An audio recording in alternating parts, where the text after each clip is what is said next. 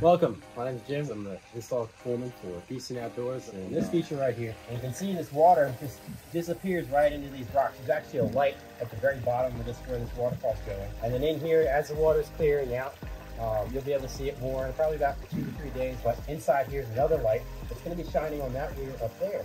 And then inside that bowl is another light shining up on the landscaping, which is a big aspect of any water feature that has look to it, aesthetic, and peacefulness that is more important.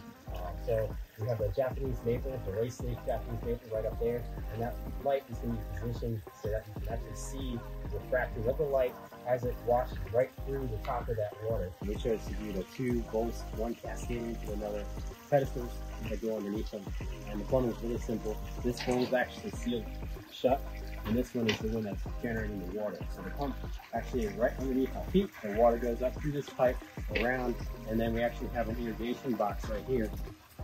You can undo your irrigation, pull that up, and if you look inside, there's a valve where you can adjust if it's too noisy, if it's too little, you can adjust that valve and then make it more customizable. So all these and more, much more detail go into creating a water feature that is low maintenance, that is beautiful, and that's something that brings peace.